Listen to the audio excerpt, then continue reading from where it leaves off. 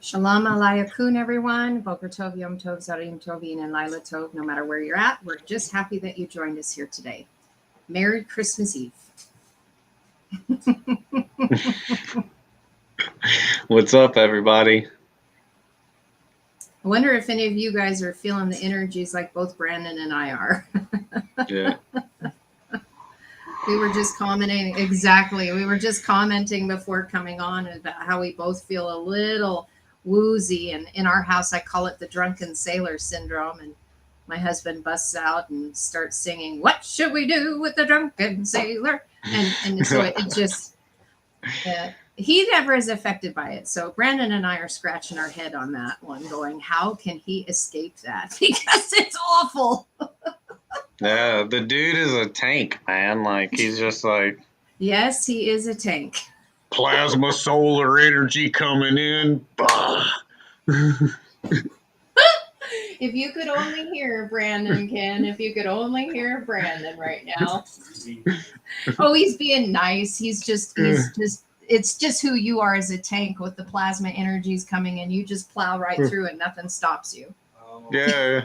He's like, I eat plasma for breakfast, man. I eat plasma for breakfast, man. Anyway, he can't hear what you're saying because I got my earbuds on, but I can at least relay it to him. He's sitting in the other room. So he's just going to hear me talking, which, you know, I talk a fair amount to myself from time to time. So there's not anything that's abnormal about that. Yeah, no, that's completely normal right there. Yes, it is. Yes, it is. Yeah, Oh, I love that. it's been Go ahead. interesting. Yeah, especially these past couple of days, man. Like I have been having like light speed dot connecting, just huge revelations, man, coming in. I went out this morning, woke up not feeling, feeling a little off, and went and just sat in the sun, man. Just sat outside and played with my mom's dog and sat in the sun for a while. And it's just like this, all this information is being unlocked. And this is the awesome thing. I just wrote a post while we were doing our 4 minute intro. Is all of this information? I'm glad you're posting these because I cannot see the chat again at all. I don't know what's up with that. Dang Um, it. uh, but all of it, people say I'm getting light codes. I'm getting light codes. But what the spirit, showed me today is no. We have always had the codes in us. They've always, Mhm. this data has been stored internally in our DNA. What does the light Correct. do to a plant? All it does is nourish the plant. So the light is Right. nourishing us. But all the codes, when I get people say, I got this new revelation or whatever, well, it's always been in us, in our DNA. It's just coming alive. It's being unlocked now. So I don't really see it as in like, download information kind of coming in. We call it a download, and that's terminology that people use. All the light is doing is awakening, opening up that in which has always been in us anyway. Right. Great. Actually, I think that's great. I had a dream. Well, it wasn't a dream. It was in my one of my visions of an earlier life that I had lived. And one of the things that I was, I don't know if I should share this or not. Well, I feel like if I'm talking about it, then I need to share with it. But I was being experimented on, which is really interesting. And they were, and this was a very old memory. Don't know the time. Don't care what the time. It's a narrative. I've neutralized it. It's not a big deal anymore. It just is. And they were frustrated because they were trying to get codes out of my DNA and they couldn't get it. And what was revealed to me after I touched that and I revisited that is that these codes are at a higher level Mm-hmm. in density. So they cannot be touched. We meet up with those codes. Mm-hmm. We mature into them. So in a lower density frequency, nothing can be touched. We are where we are in our moment, but the rest of them are still there. We're just not walking in them in the lower density, but they're there. And so Mm-hmm. if things were happening in a lower density, there was nothing that could be done because those higher codes can't be touched until Yeah. you mature into them. But then Mm-hmm. by then, everything is changed. So anyway, it was a very interesting thing to tap into. I was like, wow, this is crazy. This is Yeah. crazy. I've definitely had. I think I shared with you too. I took a nap yesterday. I was at my mom's and I'm laying on the couch and I'm in the in between place. Like I didn't really fully go to sleep, but I wasn't fully awake. And when I went into that place, like I could still hear the sounds outside of me from the TV and stuff, but I was pulled out of my body and I was shown like my brain and how the pineal gland, like we as energetic beings, and I'll just say that was for me. So I'm not telling anybody this is truth, this is fact, you got to believe it or whatever. I'm just relaying what happened. And but we as an energetic being, we don't have physical bodies. So like on this three-dimensional plane, or these bodies are a way that energetically we can interact as different frequencies in an octave. But when I was shown the brain, like the pineal gland is what we watch.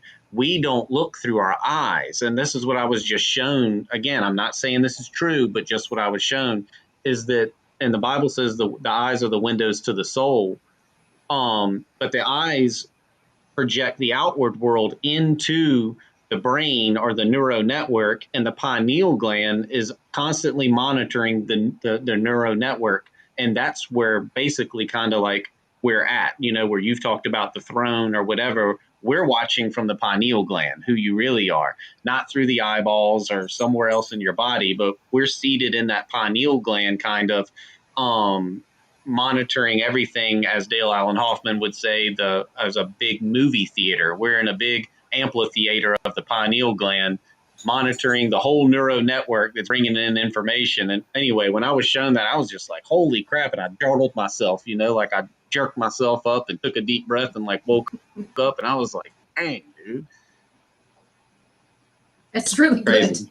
That's really good revelation. Very good revelation. Well, we're going to be getting more and more of that stuff, and it's how do we handle the information coming in? And really, my suggestion is that we just stay really humble and teachable as it arrives. Stay humble and teachable. Just go with it, like Bruce Lee said. Be the water. If you pour water into a teapot, it becomes the teapot.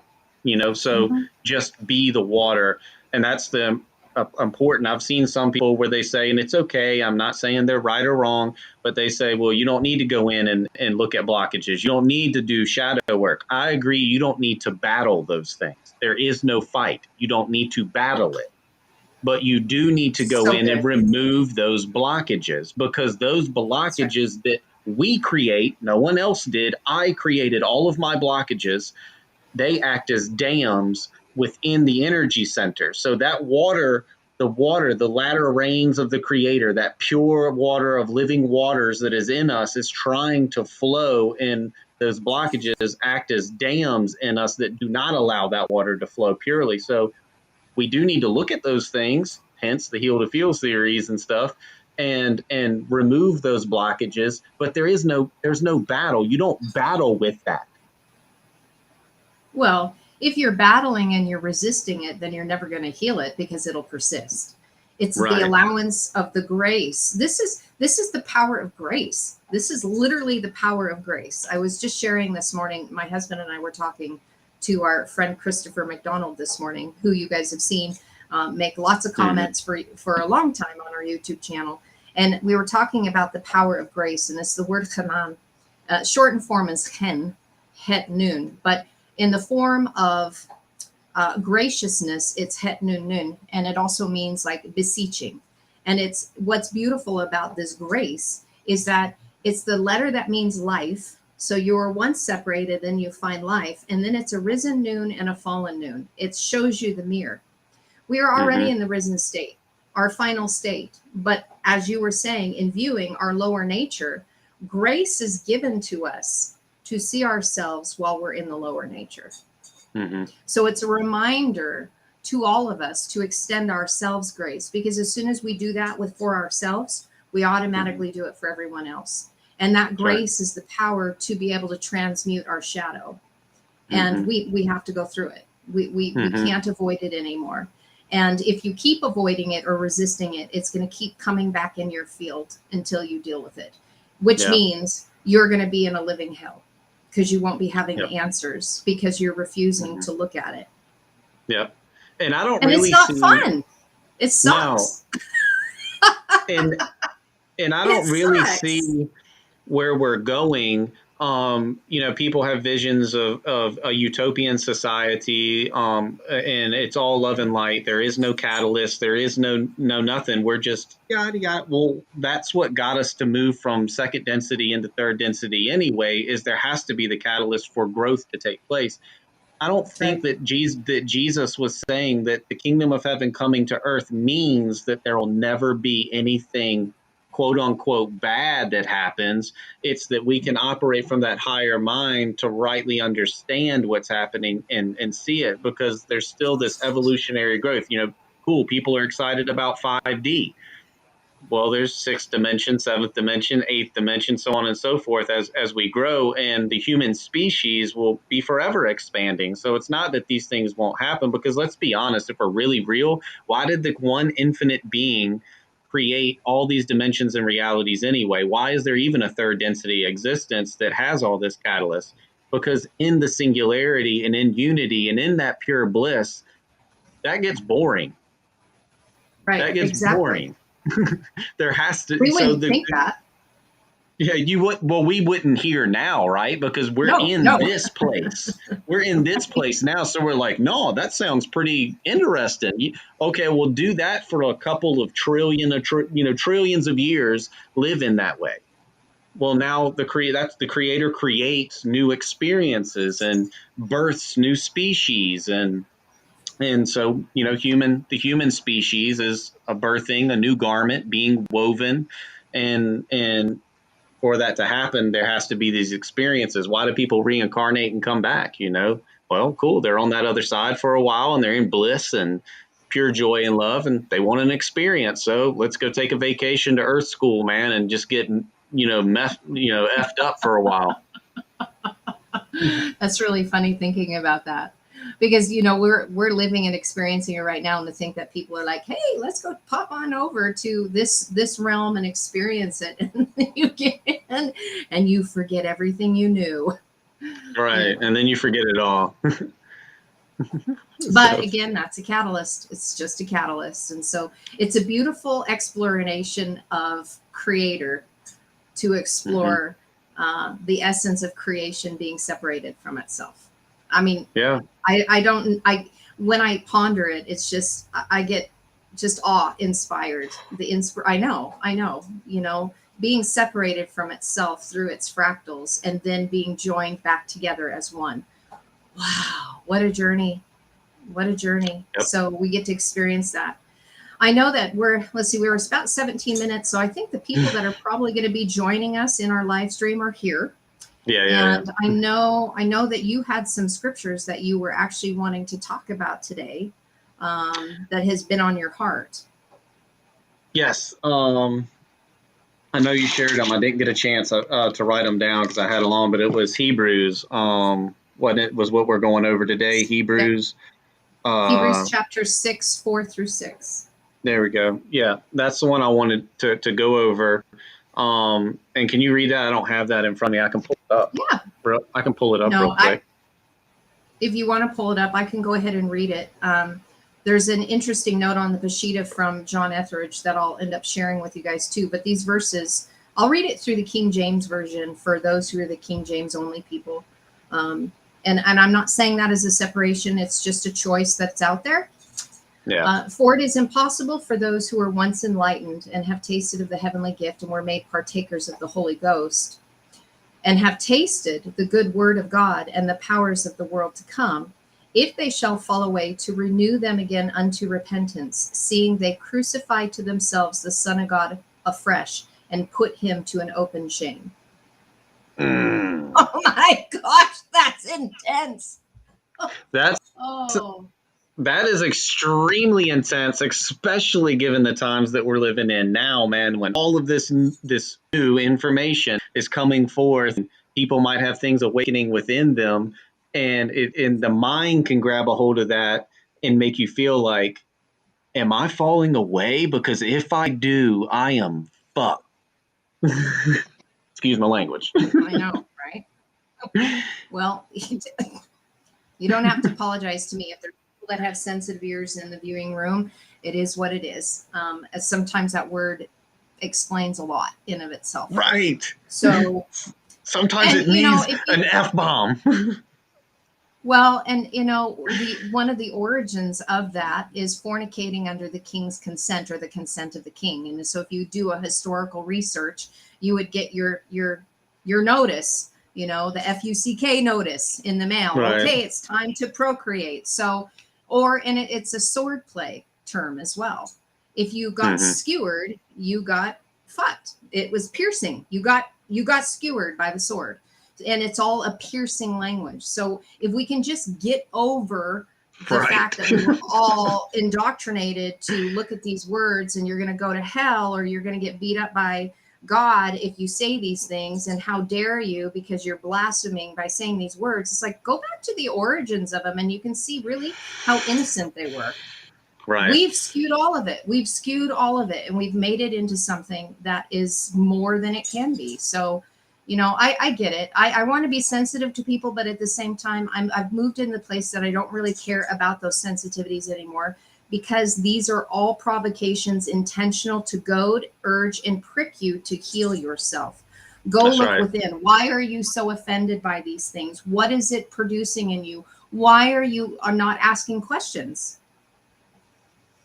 Right. So anyway, I just wanted to bring that up just because I get the backlash on my side of like, of using these words, and I frankly don't care anymore. It just don't bother me anymore. Yeah. You just gotta wipe that dust right on off, man, and keep on walking. Yes. So as you can tell, the verses that well, first of all, let me give you a transparent moment right now. I want to start out by this. My husband brought this to my attention this morning, and I'm really glad that he did. And I have a sneaking hunch that he might be listening in right now, and he's just not commenting. He may not be. He might be listening on something else, but he might be sneaky in the background, which is fine. I love having him here with us, and if he decides to jump in, I'm always welcoming it. But I want to be transparent with you guys. I have entered into a phase of burnout, and I knew this was coming. And the reason why I want to share this with you guys is because what you're seeing right now is the face of me that is very burnout. And if you hear nervous laughter, it's because I'm coming from the place where I am just really, frankly, exhausted, and these energies are kicking my ass. So there's a lot of this nervous energy that is trying to help sustain me, but it's not really the true essence of me. So if you hear nervous laughter, if it feels like it's not being true and authentic me, it's because I'm doing what I can hold myself up, because my heart is to share these things with you guys. I mean, this is my love language, but I'm also needing to find balance within, because I have gotten myself where I've extended myself too far. I've poured out too much, and this needed to happen. My husband and I talked about this morning in great detail, and I had some tears with it. That balance is what is necessary. And when you can continue to pour your heart out because your desire is to help humanity, and it affects you, and it affects your sleep, and it affects your vessel, and it affects your being, then something has to give. And I can't allow that to be in that regard anymore. I can't keep going in that Mhm. direction. And I know that I've had many people that have come and told me these things or shared them with me, and some of them are in the chat room right now. We've had personal conversations about it, and I heard you, and I didn't follow through with what Spirit was telling you because I was being stubborn in my egoic self. So just to let you know that I'm holding myself up, but if you see something that doesn't seem authentic, that's why. So Mhm. just bear with me today, because I will tell you these scriptures are very important, and I will be having to kind of look into, after this weekend, I'm going to have to look into how I resort things out, because I've gotten myself where I'm pouring out too much, and Yeah. I'm not saving any for me. I'm not saving any for me, and that's not a safe place to be. In fact, burnout happens in any major movement of God. If you go back into the history of when these great movements, these leaders, and I'm not saying I am, so I'm not saying I'm a great leader. I just am what I am, sharing my heart with all of you. But in these movements in the past, leaders have burnt themselves out because they got into the place where they felt they had to keep doing it, that there were expectations from people, and that if they didn't do it, they were going to let people down. Mhm. Yeah. I want to encourage you, Carrie. This is something I've been thinking about too, okay? Because my ego wants to say, oh, you're not a leader when you say something like that. But let's just be real, okay? Let's be real and honest right now. We are. We are. Okay, there are people that listen to us, and it's not my ego wants to tell me you're not, Brandon. You can never be. Look at you. Look at the life you've lived. Look at some of the things you've done. You could never be a leader in a movement that's happening right now. But I know the truth, and the truth is this: that people flock to you. There are sheep in the fold that come to you to graze in your field. There are people that come to graze in my field. We are leaders. We are leaders in this, and that's not an egoic, boastful thing to me. It's not. It's a humbling thing to me. But I noticed that when I would say that, and people would, I don't want to be called a leader, so I get what you're saying in that. I don't want people to come to me and say, Rabbi, Rabbi. I don't want that. That's so that I get that portion of it. But the other side of that is that there are people that the Spirit is raising up right now who do have a voice that people do listen to, that have done this, and we are leaders. We are leaders, so I look at you I that hear way, you. I'm not going Mhm. to come to you and say, Rabbi, Carrie husband. But Yeah, please don't. Well, I hear you. I do hear you on that. I guess it's more about that my heart is that I'm just sharing my heart with you. So however you yeah. see what I do and how I'm doing it is how you see it. I'm not gonna project something out and say that I am. I'm just sharing my heart with all of you. And if this is Yeah. something, if this is part of a movement, if this is something that's a change, and I'm being used in through the unseen essence to share my voice, then just let it be from the heart. That's all. Right. That's all. So anyway, thank you, Brandon. I understand that. I comprehend fully what you're saying. And Yeah. there's a lot of responsibility with that as well. And so it's not that there's the shirking the responsibility. It's just that really, if you're in a place of that, transparency is what's most important. That's I'm right. not going to put on my mask. I'm not going to put on my mask and say that I'm doing great when I'm not. So there's that. There's Mm-hmm. that. And we can all Because we take a all, lesson. We can all yeah, take a lesson from Yeshua, man, and know when it's time that we need to pull to away withdraw. from the multitude, Right, and right. that's okay. Well, my heart So, was to go and put like a bunch of videos out that I've got like 30 that are on the shelf, and set them out so that there's still touches by our channel, and then kind of mhm. back off for a little bit, because there's things that I'm wanting to do. There's teachings I'm wanting to be put together, but I can't do all of it. I can't do all of it at once. It's just too much, obviously. Obviously, I'm experiencing that right now. It's not possible. And anyway, having said all of that, now that we're 27 minutes in, I would love to be able to jump into look at these verses, because when you presented them to me and I looked at them, I was like, oh my gosh, wow. These are liberating when you take a look at it through the Aramaic perspective. And that's really what I want to look at. So thank you guys for hanging in for this first 30 minutes of some transparent moments here. And I'd like to just dive into my love language here, Yeah. if that's okay with everyone. Yeah, let's get into it. Well, And and when if we're it's not going, okay, this is what we're going to do. right, that's what's going to happen, guys. This It's is going to what's happen going to like happen. it. And yeah, let's go as far as we can, Carrie. I have a little family gathering tonight at 5, so Sure. we can go a little over 4 o'clock. A little over an hour, but I like to keep it and I as far as we can get in an hour today, if that's okay. Sure. Yeah. Just keep me reeled in. Um, I'm not going to go into such a depth breakdown that I did with the previous verse that we looked at. I want to kind of skip through and skim and take a look at the nuggets of each verse.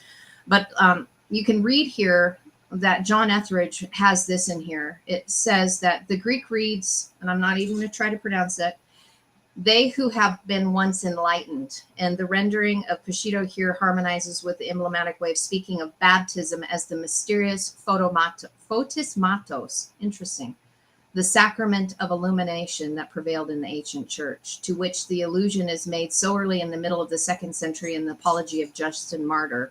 The epithet of the illuminated might have been applied to the baptized in primitive days, both because the administration of the ordinance betokened a recognition on the part of the church of a certain measure of divine knowledge in the candidate, as well that it was in itself a medium through which the believer had the privilege of receiving more of the illuminating grace. Here's that word grace that we were talking about, of the Holy Spirit. Still, we have no evidence that in the the Greek text, there was a specific allusion to this baptism. So anyway, John Etheridge decided to put in his own note to help kind of comprehend what was going on within the 1st century church and what they were explaining. Again, theology, taking a look at what was in the current day, we can take a look at what's being said here. So one of the first things that I wanted to point out is, I'm going to pull up the side. Can you see the second screen right here that I'm scrolling up and down? Yes, I can. Okay, good. That's what I just said. So in the mechanical translation, but rather not, happen, find, or be able. Interesting that they would choose to say, but they who once unto baptism have descended. But yet the translation here, mechanical, is not find or be able to. Interesting. Hmm. But whenever we see the word not, it just means that instruction is being needed in the celestial law, the essence of this unseen, the everything that is of everything. That's all it's saying. And then when we go into the word to be able to, you might find this interesting as well. This is literally the word for oil or measurement of oil that has a cough added in the middle. So what is it saying? To be able to grasp the anointing, you have to grasp the power of the heart. And you're going to have to go into the dark side of the teachings where Father is going to give you the power to deal with your fallen flesh, but it's going to be your own work. So right now we can see that there's instruction in this process. You can do this if you go within and find the power and grasp a hold of it within your heart, which means you're going to have to do your shadow work. You're going to have to do your shadow work. So I don't know about you, but I find that pretty interesting that it's already laying that out to begin with. Yeah, that is very fitting from Yes, earlier conversation. Yeah. And then when we move into that, those, one, each time, season, period. Okay. What is it saying? We have the mirror principle here again, which I was talking about, the noon and the fallen noon. There's a revelation that's being presented to us through this gift of the mirror for us to enter into oneness, which is the door within that is showing us that we're all one. And then it's a time and it's a time and a season, a period for us to enter in.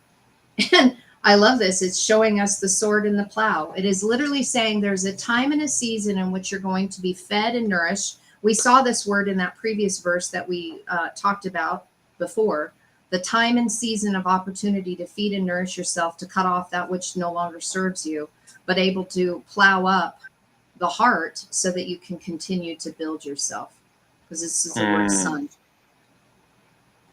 That's pretty amazing. That's pretty amazing. So there's an opportunity right now.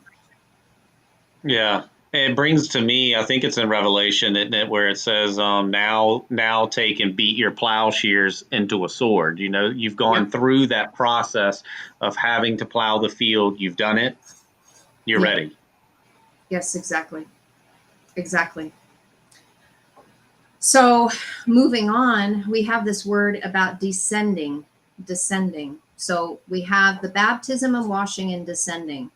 And now this is very interesting, this word amad.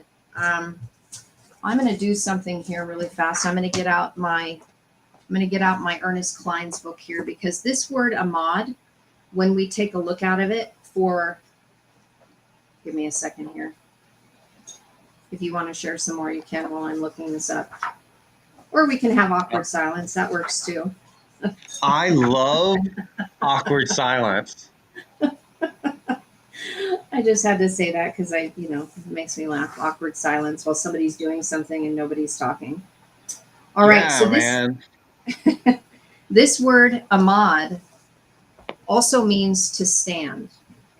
It means to stand.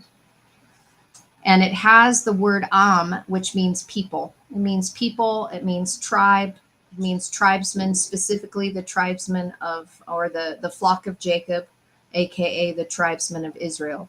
So it's this concept of also thinking, estimating, and putting a value on something, and standing in a place and in a position. How beautiful is that? So it's connected to descending, but it's also a place of standing. So I'm sure you can probably already connect that to other English scriptures about first descending before descending, or ascending and then descending, or descending and then ascending. It's all the same process of descending and standing right here. And it shows us with the Vav that people that they've connected to their heart. They've connected to the inner source of their energy the place of the toroidal field within. And Mm. these people that stand, they've been given the staff of authority. And what do? They goad, urge, and prick others on because they've already experienced it. They went through the chaotic waters when coming into this place. They are of the people and for the people, of the tribesmen, those who have wrestled and who have prevailed, the upright. They've connected to their heart, and they went through the door. Now get this, they went in the door to the Father's teaching. This is the dark teachings. These are the esoteric hidden teachings where they were given the power to complete their journey and to become one with the frequency signature of the all that there is, the ineffable, the eternal source of all as absolute. That is part of this. Love So we're seeing things that are being unfolded here.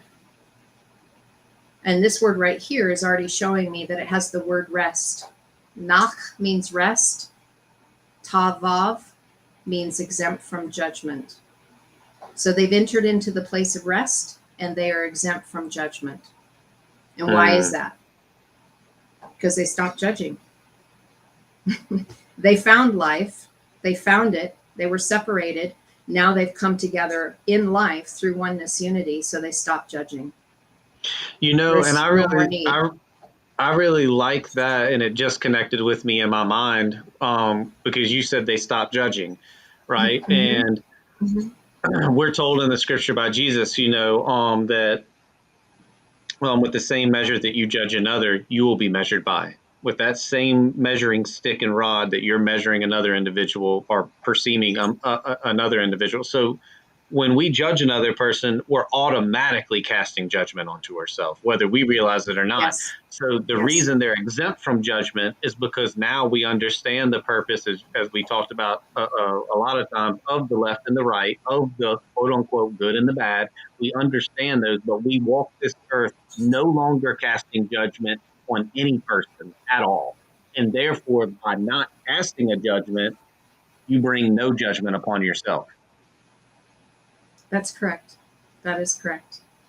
And as we move on, in moving on, thank you for adding that. That's perfect. Perfect addition to this. Look at what the next word talks about. Here is part of this. Now, I will let you guys know, because I haven't broke this down in my own work, there's a lot that we're leaving off the table because I haven't done exhaustive work through Janet McGuira's work. But there's enough here that you're going to begin to see a completely different story than what it was rendered down into English. So as we move on to the next word, look at what this is saying. It's saying tasted, grafted, graft, and to partake right here. So when we look at tasting and grafting, what is this talking about? Well, here we have the again, which is people. This is people. This has to do again with the tribesmen who have wrestled. They have wrestled. And this has given them the ability to see from their heart because they did go through the waters of chaos. And on flanking on both sides, we have the two vavs. So it means that what they did is they were grafted into, which is funny because you got the vav, that means connect. They were grafted into and tasted and saw, because the I means to see, both mother and father. But they had to wrestle through the process of it in order to know the purpose of why they are here, to comprehend what's going on at the heart level, and to comprehend the purpose of the waters of chaos, of entering in here. Which allows us to be grafted into the tribesmen of Israel, the Am. Right.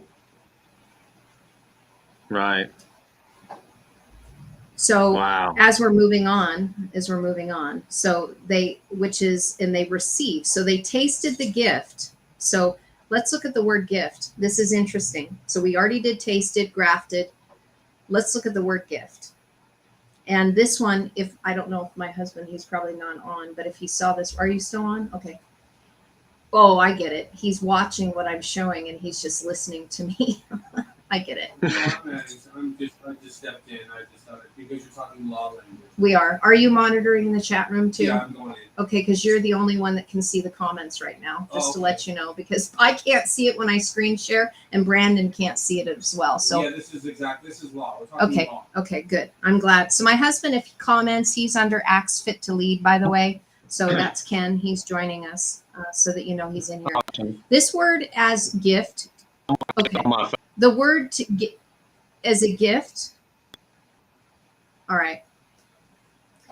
The word to as a gift, it comes from this right here. And I'm sure if my husband is seeing this, he's already seeing what I haven't highlighted, and he will see. He will see what I didn't highlight and see what I'm talking about here. The word is yahav, and it means to give. The yod isn't there anymore, but since this is on the inside of the word and we have two letters, prefix, suffix, this is dealing with your heart. So this is a gift that has been given to your heart. And what is this? This is a revelation for you to build yourself on the inside. Now, if you guys have listened to anything that Ken and I have been sharing for a while, this is not going to surprise you at all. And Brandon, this isn't going to surprise you either. What is it being given to you? Well, what you don't see, if you didn't connect it and you don't see the spiral effect of the language, you are not going to be able to see that what we are being given the gift of is death. Mem, Vav, Tav, Aleph. I know, right? The gift of death. So if you guys have listened to what I've shared before, Yeshua was the firstborn of the dead. He wasn't the firstborn from the dead. They translated it as from. He was the firstborn of the dead. Now, why is this so important? Because we have talked about the ego laying its life down for a friend. The ego is separation. And if you take a look at the letters, so I already highlighted for you Mem, Vav, Tav, the Aleph has been added. The gift that is being given to our heart through the state of death is giving us the ability to enter back into oneness unity. This is where everything is laid down in order to be able to pick life up. That should connect some dots for people. Everything is laid down in order to pick life back up, because life energy is oreta. You are already the walking dead, unless you begin producing your own energy. Until you become one with oreta, the celestial law of the one light that was before the beginning, that has always been, that created chaya, that created life. The gift is death. It's like the inverse. Once you find death within this realm, it loses its sting. You shatter the mirror of death because you lay that life down, the counterfeit life, which isn't really living, and you enter into real life. The reality of the essence of the unseen is now being absolute. Hopefully you guys are connecting to that. I don't know how to say that any more clearer, but I know this is a subject that Ken and I have been talking about, especially Ken, for quite a while now. And that's what we were talking about in Crestone. So anyway, that's the gift. That is the gift. Moving on, the door to be a part of it. I find this interesting too. It's like once you've gone through this process, you will now become a door, because min means to be a part of, like a stringed instrument. And it's also a word that means manna. So the door to being a part of this as a door, this is a frequency. We know that Yeshua or Ishu was a door. Did he not say that behold, I stand at the door and knock? But he also said that he was the door, because he went through this process right here. Right. So if you go through that process, you enter into the frequency of being a door yourself. And now you're part of a chord of a stringed instrument playing music. The song of the heart. And then we have the word Shemaya, which is the heavens. So you've been set above as part of the heavens. Those who have been named, because we have the word Shem right here.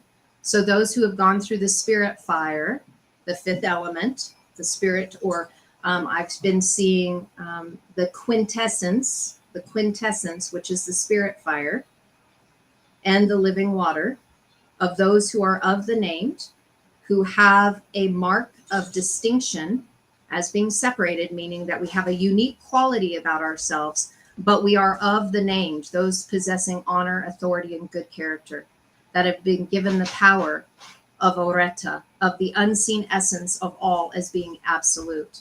So these are those who worship the spirit in spirit as truth, as the absolute, instead of the illusion. That's why they're set above. Hopefully Wow. people are connecting to that as well.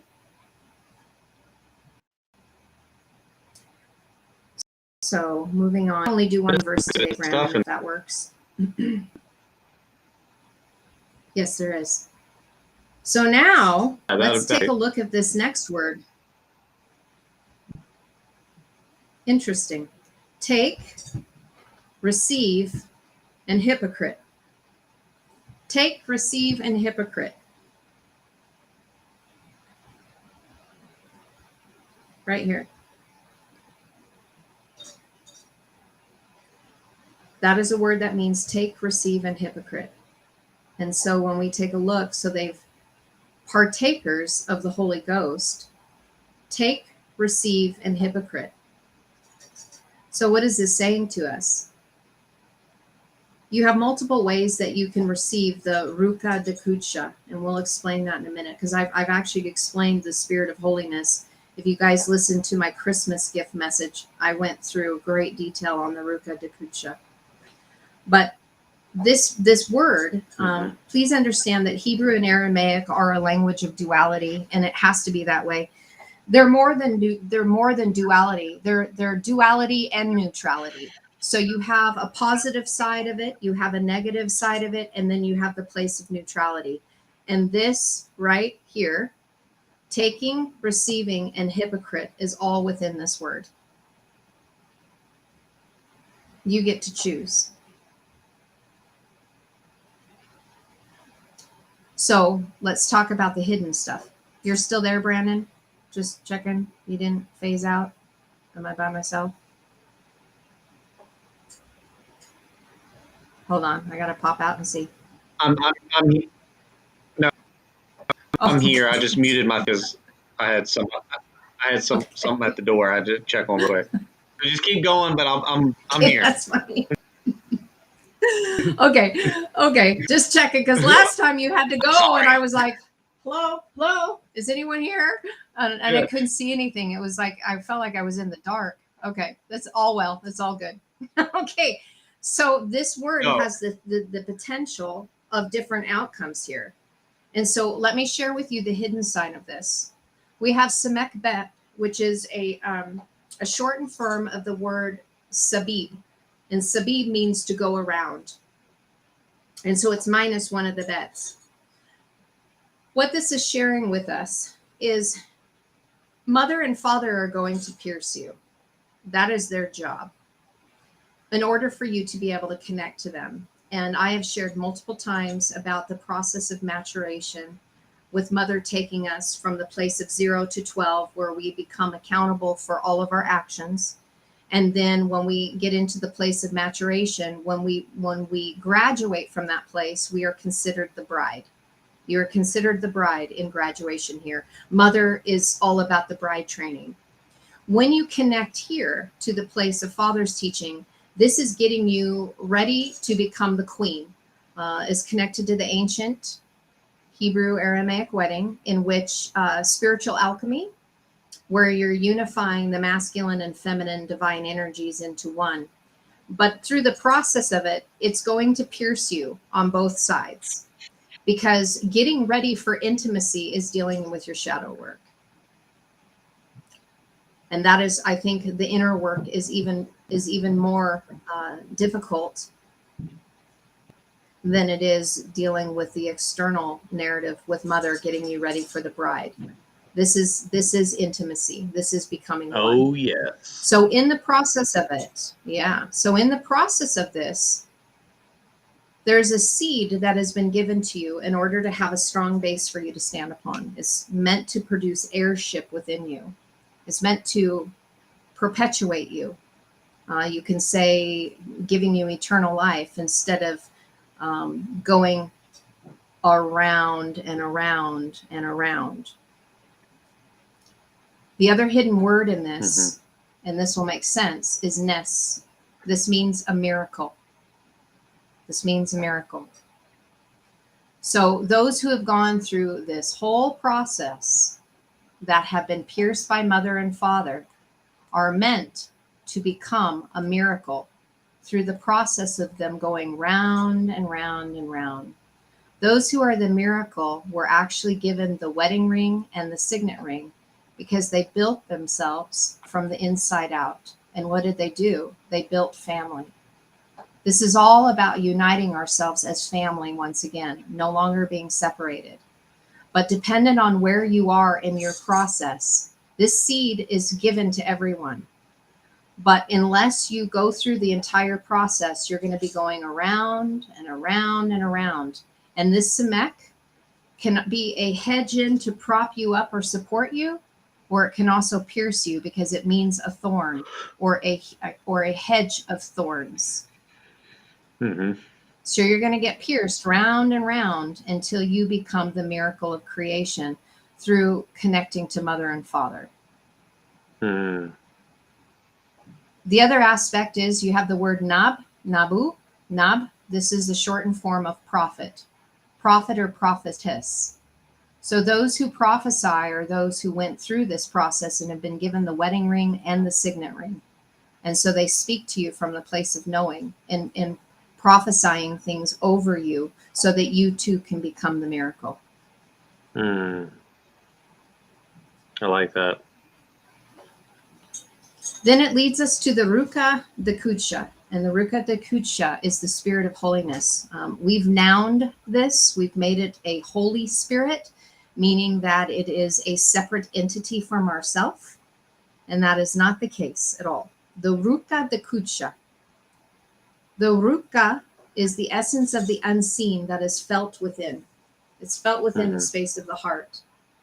And the whole purpose of that, this we call it the spirit, but it's the essence of the feeling that is navigating you from within. So when we say the spirit told me, what happened is you got a feeling, a sensation within here that then you interpreted through your mind that the spirit was conveying to you, and you said, the spirit told me, or the spirit showed me. But it's an essence of the unseen that can only be felt within. And its whole purpose is to raise you up, to connect you to your heart so that you can find life and enter into that essence of the unseen as being absolute. This is why when people will say, well, the spirit shared with me, and you know it to be truth, it's because this is the shortened form for life. This is a shortened form for the word for life, kaya. Because you were made living. Why? Because you went through the process of death. Every revelation that you receive is taking your heart one step closer to being built as family, to be moving out of the place of the separate nature into the essence of the unseen, the absolute where everything is, in recognizing that we are all from the same place, the same source, the mystery of the many who are one. Yes. And let me finish up with this quickly. This is also a door. This is a door to holiness. And holiness, as a word that was presented in theology, if you trace the etymology, means those who are healed, who are whole as uninjured. And how did they do that? They went through the door within. They found where they were separated, where they were ill, weak, and feeble, something that was dangling that needed to be connected. They went into the inside, tapped the deep well that was within, and they delivered themselves by compressing light in the circle of time, finding the narrow path between the light and the dark, the narrow path that few people find. They connected to their heart, where it expanded them, and they went into the door of the spirit fire, the fifth element that brought them into oneness, into unity, the thousandfold measure, the Christ anointing, where they have been made whole and healed, as uninjured, as if the injury never occurred to begin with. Beautiful. So, so a lot of meat in that one verse. A lot of meat in Mhm. that one verse. Yeah, it really is. That's a whole lot to chew on, but it's good. And maybe you can clarify this or whatever, but I've been thinking lately too on the narrow is the way, and few there are that find it. And when he was talking about that, because to me, like when you leave the body and go into the spirit realm, you're founding. You know oneness. You leave from separation back into oneness. So was Yeshua strictly speaking about in the circle of time while you're in the body, you have found this while you're in the flesh, not after you die, because after we die, you know it. Correct. Correct. So this is why the door is always pointing for you to go inward. Thank you, Ken. I just love it when my husband joins us. It brings me such joy. Anyway, that's why Yeshua was always, he was really pointing for us to go within. And we understand this. The kingdom is found within. The kingdom is found within.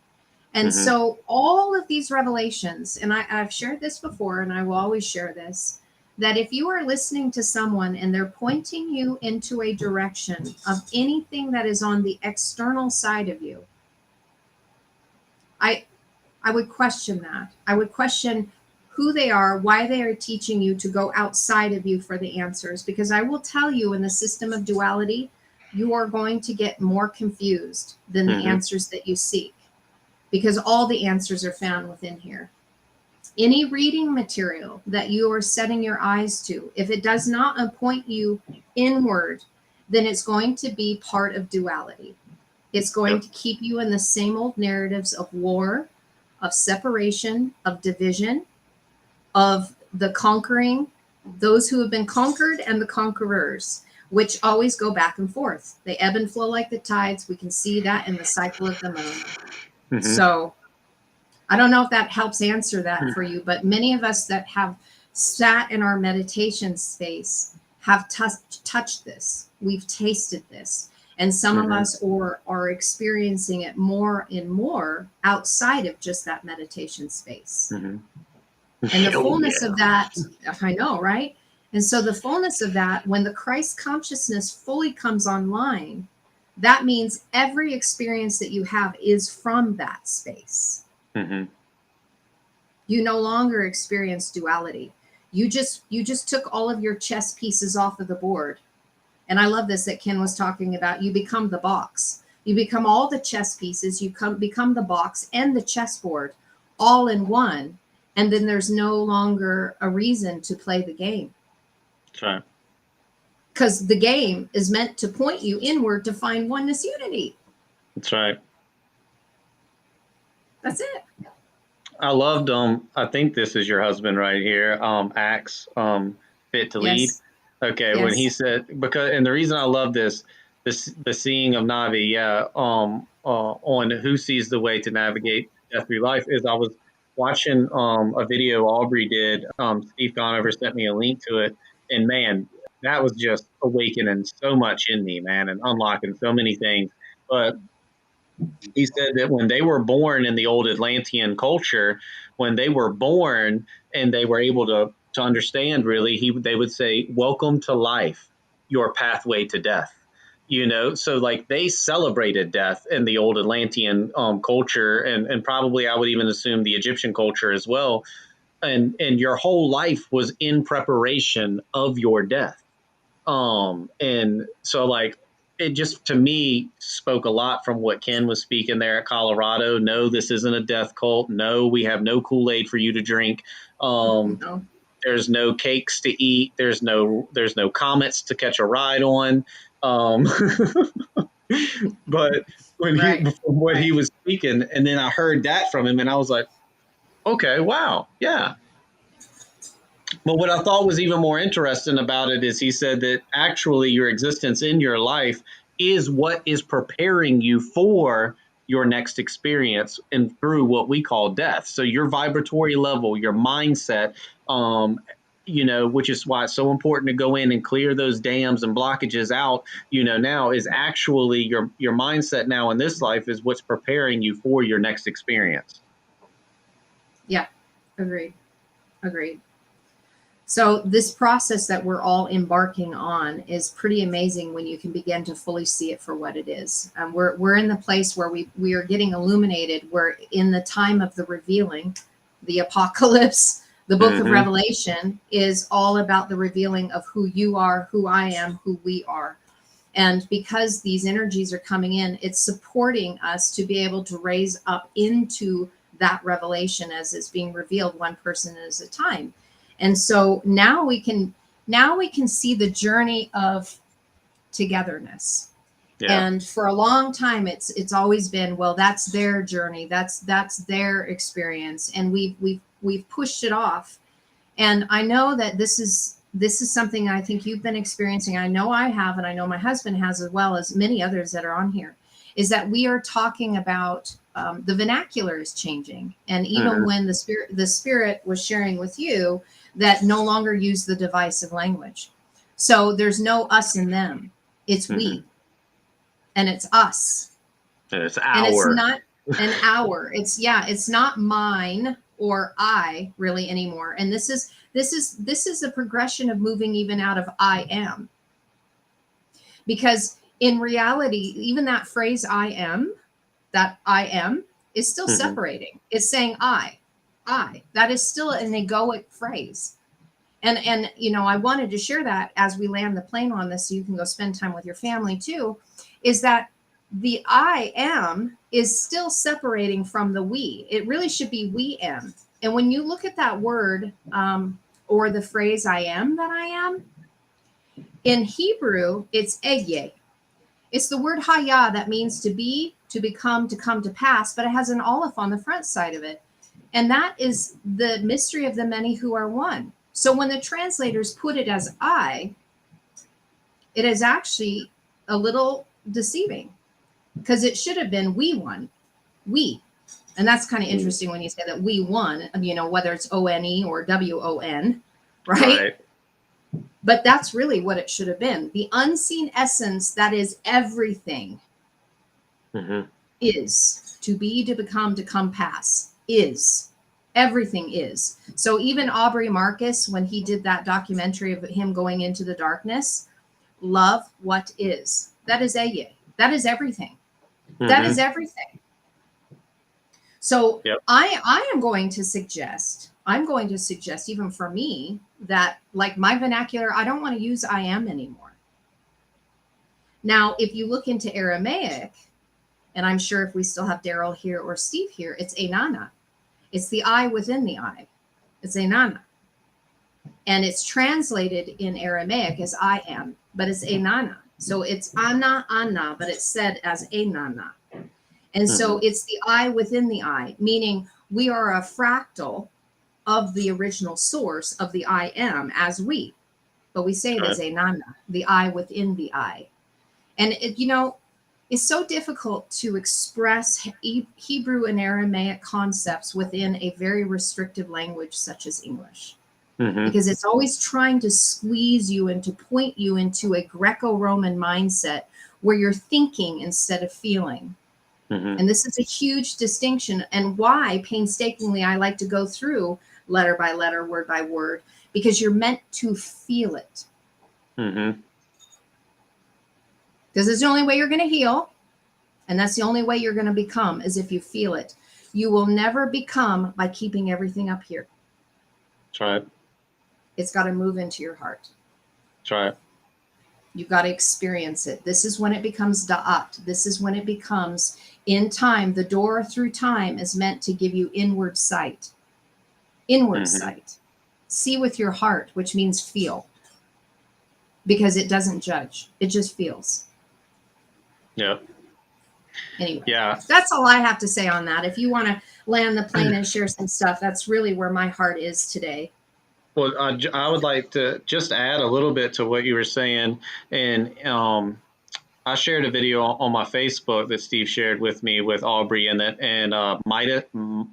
Myatis, I think it is. He's on Gaia TV, Oh, but he was Mateus de Stefano. Mateus. There you go. Mm-hmm. So he was sharing the ninth dimensional reality, and oh my gosh, exactly what you just said. It made everything click with me when he was talking about the circle. And this is Ken talking about the compass. It's the tattoo I got on my arm. It's, you know, so I'm like, oh my gosh. But where the 9 and the 1 touch. And so, you know, look at the ninth dimensional being as the full we are, and the one dimensional being the full I am. So the ninth dimensional being, it knows it knows that it is full of all potential, but it doesn't know what it is. The first dimension knows what it is, but it doesn't know the full potential that's within it.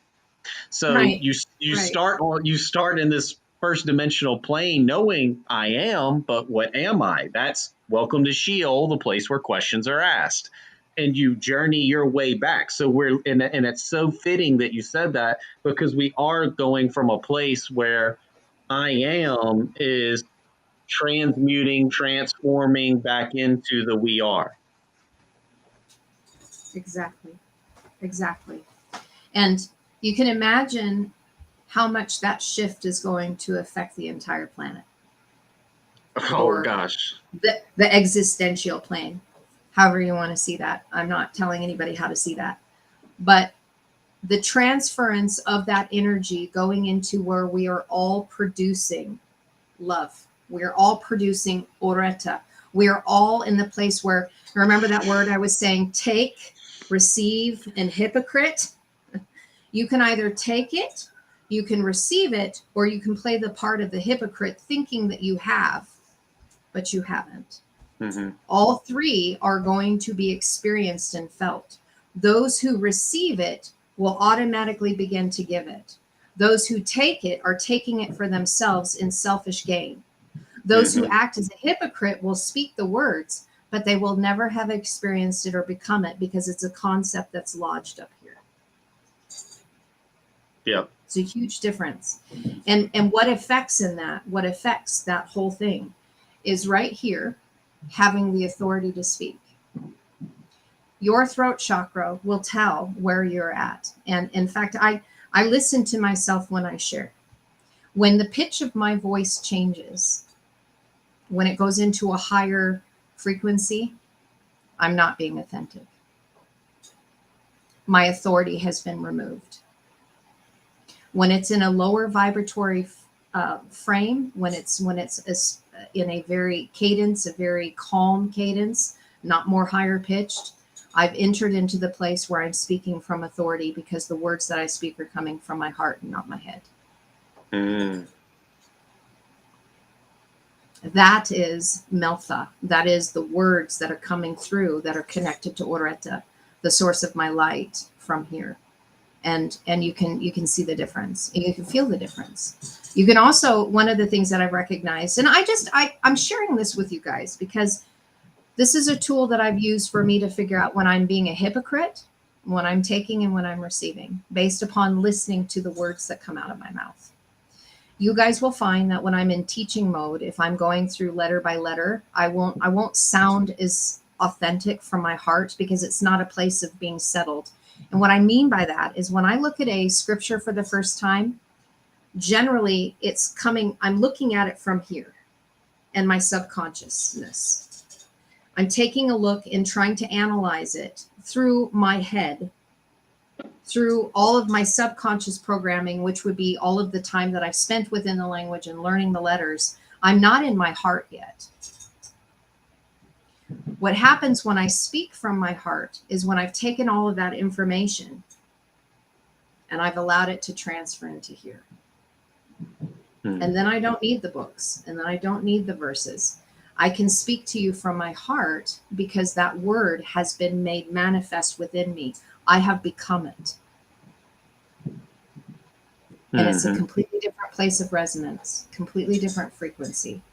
So if you see that in me, you'll know the process that goes through.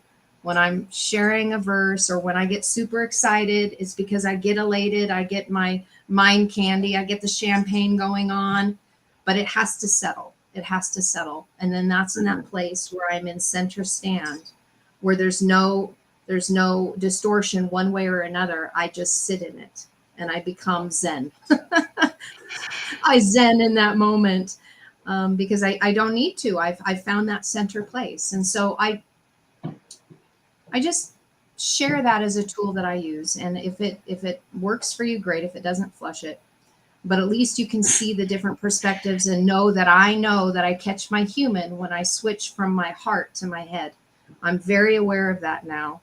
I'm consciously aware of it. And I look forward to the day when I can look at a verse and I don't have to switch up here, that it's already coming from the place of knowing, and that I can always speak from the place of my heart. Because when I get into my head, I get too lofty. And when I become too lofty, then I'm no earthly good. That's right. The heart can't see what the mind veils. That's right. That's right. That's excellent. That was good, Brandon. That was awesome. That was really awesome. Gotta let that one sit. Right, I popped up into my head there in a moment. I'm like, woohoo, champagne! I just gotta settle down. Yeah. Ah! Anyway, you guys, I'm really thank you for taking your Christmas Eve to spend some time with Brandon and I really appreciate that. And for my heart, I hope that this verse helped bring some more light to you as we're celebrating the birth of the Christ within us, and that maybe potentially some of the words that were shared today will help you with that. By the way, just on the end note, we did watch Matrix Resurrections. Yeah, I watched it the other night too. Okay.